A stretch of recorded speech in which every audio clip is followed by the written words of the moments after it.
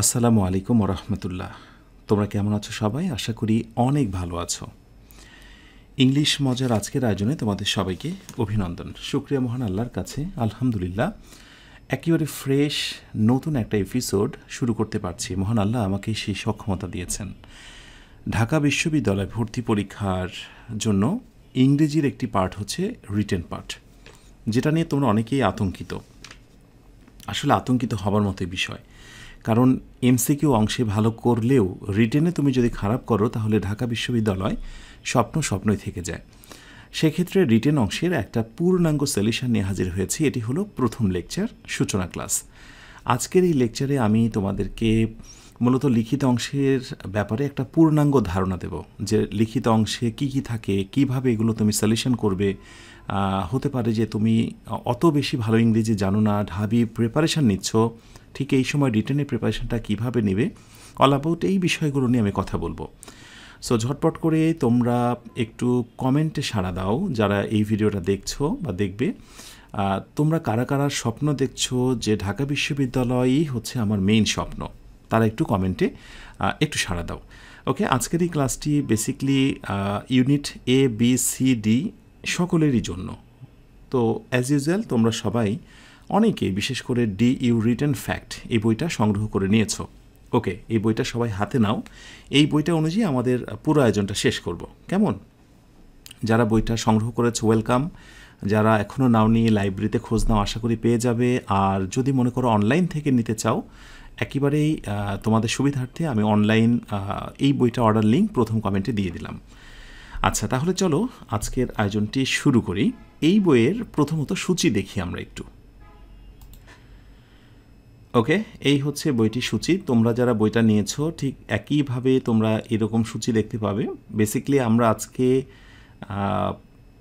এই বইটার due written fact বইটার পেজ 9 এবং হচ্ছে গিয়ে একেবারে সবার শেষের আলোচ্য বিষয় কোয়েশ্চেন ব্যাংক 194, এই দুইটা টপিক নিয়ে কথা বলবো। তাহলে সূচনা ক্লাসে সার্থকতা আসবে। আর এরপরে কি হোমওয়ার্ক আমি দেবো, একটু সাথে থাকো, আমি বলছি তোমাদের।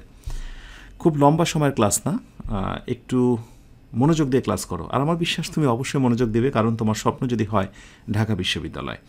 ওকে, আমি এবার বইটা খুলে ফেলছি। ওকে, আমি বইটা খুলে ফেললাম। বইয়ের একেবারে শুরুর যে লেসনটা সেটি হচ্ছে প্রিভিয়াস ইয়ার কোয়েশ্চেন্স। তো প্রথমেই একটা বিষয় বলি তোমাদের, এই অংশটা দেখে তোমাদের অনেকের মনে হতে পারে যে এগুলো তো এমসিকিউ প্রশ্ন, এগুলো রিটেনের জন্য কী বা এমন দরকার। আরে বাবা, রিটেনের জন্য অনেক বেশি দরকার, কারণ এগুলো থেকে ফিলিং ইন দ্য গ্যাপে তুমি প্রশ্ন পেতে পারো। বিগত বছরে অনেকগুলো প্রশ্ন দিয়েছি। তোমার যারা এই বইটি কালেক্ট করেছো, প্রথম হোমওয়ার্ক আমি দিয়ে দিলাম। নাম্বার 1 হচ্ছে হোমওয়ার্ক, একটু নোট করে নাও। হোমওয়ার্ক হচ্ছে আমার এই ক্লাসটি শেষ হওয়ার 24 ঘন্টার মধ্যে। হোমওয়ার্ক 1, 24 ঘন্টার ভেতরে এখানে এই পার্টে যতগুলো আইটেম রয়েছে সবগুলো মুখস্থ করে ফেলবে, কেমন? সবগুলো মুখস্থ করে ফেলবে, এটি হচ্ছে তোমার প্রথম কাজ। ওকে, সো এই হচ্ছে হোমওয়ার্ক 1। যতগুলো আছে মুখস্থ করে ফেলবে, দেখে নেবে 1 থেকে শুরু করে বিগত বছর আসা প্রশ্ন ডান পাশে উত্তর দেওয়া আছে। রিটেনে তো হেল্প পাবেই, তার থেকে আরও বেশি হেল্প পাবে তোমরা হলো তোমাদের এমসিকিউ অংশে। এই প্রশ্নগুলো টেক্সট বুক থেকে প্রশ্নগুলো আসা খুব বেশি ইম্পর্ট্যান্ট। আমি একটু করে ভিউ করছি, অনেকগুলো প্রশ্ন, 100+ প্রশ্ন রয়েছে। ওকে, এটা হচ্ছে তাহলে তোমাদের প্রথম হোমওয়ার্ক। ক্লাসটি শেষ হওয়ার 24 ঘন্টার ভিতরে এই অংশটা পড়ে শেষ করে ফেলতে হবে। এমনভাবে পড়তে হবে যেন কেউ ধরলে অথবা পরীক্ষায় আসলে তুমি অবশ্যই পারবে বলে মনে হয়। ঠিক আছে? ওকে, তাহলে হচ্ছে গিয়ে আমরা একটু দেখে নিই। এখানে কোয়েশ্চেন্সের সংখ্যা হলো 100+। দেখি 100-এর পর কতগুলো যাচ্ছে। যারা বইটি সংগ্রহ করনি তারা হয়তো বা প্রবলেম ফেস করছো, দ্রুত বইটি নিয়ে নাও। ওকে, 116টি প্রশ্ন আছে। এই 116টি প্রথমত পড়ে নেবে। আচ্ছা, এরপরে আমরা সূচনা ক্লাসে যেটি জানার চেষ্টা করব যে ঢাকা বিশ্ববিদ্যালয়ের প্রশ্নগুলোর প্যাটার্ন কেমন হয়, বি সি ডি ইউনিটে আসলে রিটেনের কোয়েশ্চেন্সগুলো কেমন হয়। আর এই ধারণা পাওয়ার জন্য সবচেয়ে ইফেক্টিভ বিষয় হলো বিগত বছরে যে প্রশ্নগুলো হয়েছে ঢাকা বিশ্ববিদ্যালয় ভর্তি পরীক্ষায় যে প্রশ্নগুলো এসেছিল সেগুলো একটু দেখা, কারণ ওই প্রশ্নগুলো দেখলেই কিন্তু আমরা ধারণা পেয়ে যাব আসন্ন পরীক্ষায় এই সামনের বার কী ধরনের কোয়েশ্চেন্স হতে চলেছে। ওকে, তাহলে চলো আমরা বিগত বছরের প্রশ্নগুলো একটু দেখে নিই। সেই জন্য আমরা সবার শেষ লেসনে চলে যাব। সবার শেষ যে লেসন সেটি হচ্ছে কোয়েশ্চেন ব্যাংক, পেজ হচ্ছে 194। যারা বইটি সাথে নিয়ে ক্লাস করছো তারা 194 পেজটা বের করে ফেলো। আচ্ছা, তাহলে 194 পেজ নাম্বার হচ্ছে 194। ওকে কে সো এখান থেকে শুরু, রাইট। রিসেন্ট এই তো হয়ে যাওয়া, সদ্য অনুষ্ঠিত হওয়া প্রথমগুলো রেখেছি আমি আগের দিকে 2022-23, দ্যাট মিন্স তোমাদের আগের বছর হয়ে যাওয়া। সেখানে তোমরা, এটা হচ্ছে লিখিত অংশ, বিশেষ করে মানবিক বিভাগের শিক্ষার্থীদের জন্য। তোমরা যারা হচ্ছে বি ইউনিটের বা মানবিক বিভাগ থেকে দেবে, তোমরা একটু জেনে রাখো একটা প্যারাগ্রাফ আসবে, রাইট। সেই প্যারাগ্রাফটা এসেছিল, এটা tertiary level education in Bangladesh, এই সংক্রান্ত লিখতে বলা হয়েছিল। আমি এই বইটা যারা নিয়েছো ডিউ রিটেন ফ্যাক্ট, সেখানে আমি দিয়েছি। এরপরে explain the following statement in 5 sentences, এই অ্যাডোলেসেন্স থেকে একটা লাইন দেওয়া ছিল সেই গল্পটা থেকে, এবং সেটাকে একটু এলাবোরেট করতে বলা ছিল। এমনই গুরুত্বপূর্ণ আমি অনেকগুলো লাইন দিয়েছি যেগুলো সম্ভব আসার মতো ডিউ রিটেন বইটা, সেগুলো আমি তোমাদেরকে দেখাবো। এরপরে বি ইউনিটে তোমরা দেখতে পাচ্ছ এসেছিল write meaningful sentence of your on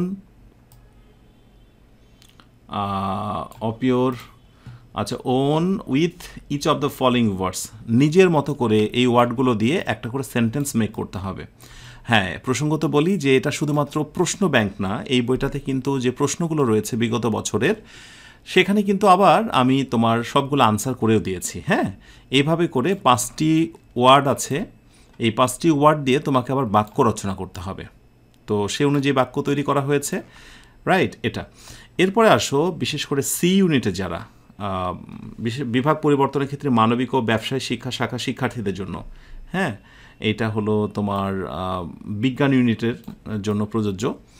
তো এখানেও ঠিক একইভাবে make meaningful sentence with the following ওয়ার্ডস, 5টি ওয়ার্ড ছিল এবং সেখান থেকে তোমার জাস্ট বাক্য রচনা, সেন্টেন্স মেকিং। ও হ্যাঁ, আরেকটি কথা বলি যে তুমি যে বিভাগে রয়েছো একটু ধারণা নেবে যে তোমার ইউনিট যদি হয় এ বি সি ডি, যে আসলে আমি যে বিভাগের পরীক্ষা দেব সেই বিভাগের প্রশ্ন বিগত বছরে কেমন এসেছিল। হ্যাঁ, এইটা একটু কেয়ারফুলি তোমরা একটু মাথায় নেবে। আচ্ছা, এরপরে এখানে দেখো যে কবিতা, সেই কবিতা দিয়েছিল এবং কবিতা থেকে কিছু প্রশ্ন করা হয়েছিল। হ্যাঁ, প্রশ্নগুলোর আনসার, তো এই ধরনের প্রশ্ন হতে পারে, যার কারণে ডিউ রিটেন ফ্যাক্ট এই বইটায় তোমাদের এরকম মোস্ট ইম্পর্টেন্ট 7-8টা কবিতাও দেওয়া হয়েছে। সেখান থেকে সামারি থিম লেখার নিয়ম আরও সুন্দর করে যাতে তুমি লিখতে পারো এই ধরনের বিষয়গুলো, সেটা দেওয়া হয়েছে।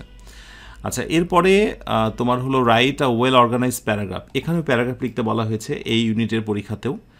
প্যারাগ্রাফের ক্ষেত্রে কিন্তু একটা দারুণ জিনিস দেওয়া ছিল যে টপিক সেন্টেন্স, এরপরে সাপোর্টিং ডিটেল সেন্টেন্স এবং কনক্লুশন। তো বলে রাখা ভালো যে একটা আদর্শ প্যারাগ্রাফ লিখতে গেলে কিন্তু এই 3টা পার্ট থাকা জরুরি। তো ঢাকা বিশ্ববিদ্যালয়ে ভর্তি পরীক্ষার ক্ষেত্রে বলেই দিয়েছিল যে তুমি টপিক সেন্টেন্স লেখো, যেটা মূল সেন্টেন্স, সেই মূল সেন্টেন্সটাকে আমরা আরেকটু বাড়িয়ে আরও 5-6টা বাক্য দিয়ে তৈরি করব এবং সবশেষে মূল কথাটার সাথে সঙ্গতি রেখে 2-1টা বাক্য দিয়ে কথা শেষ করব। ওকে, এরপরে বিশেষ করে স্পেসিফিকভাবে এটা হচ্ছে ব্যবসায় শিক্ষা ইউনিট সি, বিভাগ পরিবর্তনের ক্ষেত্রে মানবিক বিভাগ ও বিজ্ঞান শাখা শিক্ষার্থীদের জন্য। হ্যাঁ, এটা সি ইউনিটের শিক্ষার্থীরা মূলত খেয়াল করবে। তো সি ইউনিটের ক্ষেত্রে translation is very very important, এটা একটু মাথায় রাখতে হবে। Translation is very very important. Translation কী ধরনের এসেছিল দেখো, গত বছরে পরিস্থিতি নিয়ন্ত্রণের বাইরে চলে গেছে, আমি কিন্তু উত্তর করে দিয়েছি। হ্যাঁ, এই ট্রান্সলেশনগুলো একটু দেখে নিও। সো সি ইউনিটে যারা স্টুডেন্ট ধরেই নেবে তোমাদের ট্রান্সলেশন আসবে। আর ডিউ রিটেন ফ্যাক্ট বইটায় কিন্তু পর্যাপ্ত ট্রান্সলেশন দেওয়া রয়েছে, 2ভাবে ট্রান্সলেশন দেওয়া রয়েছে, ইংলিশ টু বেঙ্গলি এবং বেঙ্গলি টু ইংলিশ। ঠিক এখানেও তোমরা দেখো সি ইউনিটে যারা, এখানে কিন্তু তোমার ইংরেজি থেকে বাংলা করতে দেওয়া হয়েছে, আর আগেরগুলো ছিল বাংলা থেকে ইংরেজি। তার মানে ট্রান্সলেশন 2 রকম থাকবে, একটা হচ্ছে ই টু বি আর একটা হচ্ছে বি টু ই, মানে ইংলিশ টু বেঙ্গলি, এবং আরেকটা হচ্ছে বেঙ্গলি টু ইংলিশ। ওকে, এই 2টা প্যাটার্ন। ওকে, এরপরে নাম্বার 3-তে বলা হচ্ছে read the following sentence carefully and identify the errors, write correct word phrase in your script. এই একটা বাক্য দেওয়া ছিল, বাক্যটায় কোথায় কোথায় ভুল ছিল সেই ভুলের জায়গাগুলো তোমাকে শনাক্ত করতে হবে। হ্যাঁ, এই ভুলের জায়গা হচ্ছে এটা, মানে অনেকগুলো সেন্টেন্স ছিল, প্রতিটা সেন্টেন্সে একটা করে ভুল ছিল, সেই ভুলের জায়গাগুলো এই বাক্যটায় ভুল কোথায় ছিল সঠিক করে দেওয়া হয়েছে। রিকোয়ার হবে না, ওখানে রিকোয়ার্স হবে। হ্যাঁ, রাইট, এরকম কিছু। পরে বাক্যটায় ভুল কোথায়, এটা অনেকটা হলো পিন পয়েন্টিং এররের মতো। তো যাদের আসলে সেন্টেন্স কারেকশানের ক্ষেত্রে ভালো দক্ষতা আছে তারা এগুলোতে ভালো করবে। এবং তোমরা দেখবে ডিউ রিটেন ফ্যাক্টে একটা লেসনই রয়েছে সেন্টেন্স কারেকশান, ওইটা তোমাদের এই পার্টে অনেকটা হেল্প করবে। এরপর আসো আগের বছরের প্রশ্ন, খ ইউনিটের প্রশ্নটা দেখে নিও যারা হলো মানবিক বিভাগের। এখানেও প্যারাগ্রাফ এসেছিল, এটা অনেকটা টেক্সচুয়াল প্যারাগ্রাফ। এরপরে কবিতা এসেছিল। ওকে, কবিতা থেকে কিন্তু থিম সামারি লিখতে বলা ছিল এখানে, যেমন গত বছর এসেছিল প্রশ্ন আর এখানে এসেছিল থিম সামারি। এরপরে তার মানে কবিতা থেকে দুই ধরনের প্রশ্নই হতে পারে, অনেক সময় কবিতা থেকে 4-5টা প্রশ্ন অথবা কবিতা থেকে থিম বা সামারি। হ্যাঁ, এই দুইটা ধারণা তোমাকে রাখতে হবে। এরপরে ওই একইভাবে সেন্টেন্স মেক করতে বলা ছিল 5টি শব্দ দিয়ে। ওকে, আমরা আবার যদি খ ইউনিটের দিকে তাকাই, 2020-21 একটু দেখে নিও। এরপরে খ ইউনিট হচ্ছে 2019-20, প্রশ্নগুলো একটু দেখে নেবে।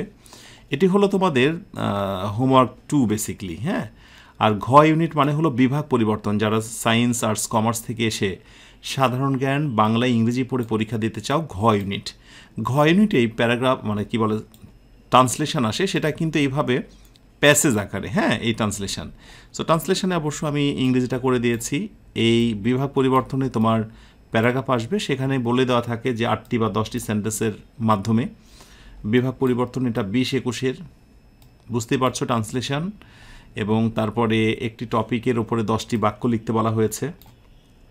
এমন 10টি না, 15-20টা পর্যন্ত আমি বাক্য দিয়েছি। Dhaka varsity, most recent issues অথবা এই টাইপের বিষয়গুলোর ওপরে তোমরা একটু দেখবে যখন ডিউ রিটেন ফ্যাক্ট বইটা পড়তে যাবে। ঘ ইউনিটে 19-20-এর প্রশ্ন এটা, প্যাসেজ, এবং তারপরে রয়েছে তোমার একটা টপিকের ওপরে 10টা বাক্য লিখতে বলা হয়েছে। এরপরে এটা হচ্ছে কমার্স, গ মানে সি ইউনিট, এটা হচ্ছে তোমার কমার্সের তো ট্রান্সলেশন প্রচুর থাকে। হ্যাঁ, প্রচুর পরিমাণে থাকে, Bangla to English, English to Bangla, দুই ধরনেরই থাকে। আর এরর ফাইন্ডিং থাকে, ভুল শনাক্তকরণ কমার্সের, রাইট। এই যে কমার্সের ক্ষেত্রে ট্রান্সলেশন এবং তারপরে হলো ভুল শনাক্তকরণ। তো আশা করি যাদের কাছে বইটা আছে তাদেরকে এত কিছু করে বলা লাগবে না, তারা বুঝে নিয়েছো। তাহলে দ্বিতীয় যে হোমওয়ার্কটা তোমাদের, প্রথম হোমওয়ার্ক হলো যে ডিউ রিটেন ফ্যাক্ট বইটা খুলেই প্রিভিয়াস ইয়ার কোয়েশ্চেন্স যেগুলো পাবে সেগুলো, এবং এরপরে দ্বিতীয় যে কাজ সেটি হলো এই বইটা শেষে যে কোয়েশ্চেন ব্যাংক আছে A to Z প্রথম থেকে শুরু করে শেষ পর্যন্ত দেখে নেওয়া।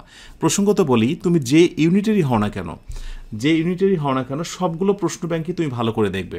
তুমি হয়তো বা খ ইউনিটের বা কমার্সের তুমি মনে করছো আমি বি বা মানবিকেরটা দেখবো না, বা তুমি মানবিকের বি ইউনিটে তুমি মনে করছো যে আমি সি বা খটা দেখবো না। আসলে এরকম ভাবা যাবে না, একেবারেই সবগুলো প্রশ্ন ব্যাংকই তুমি দেখবে, কারণ ওখান থেকে দারুণ একটি ধারণা পাবে এবং স্বচ্ছতা তৈরি হবে তোমার ভেতরে যে আমার জন্য আসলে কোন টপিকগুলো পড়া জরুরি।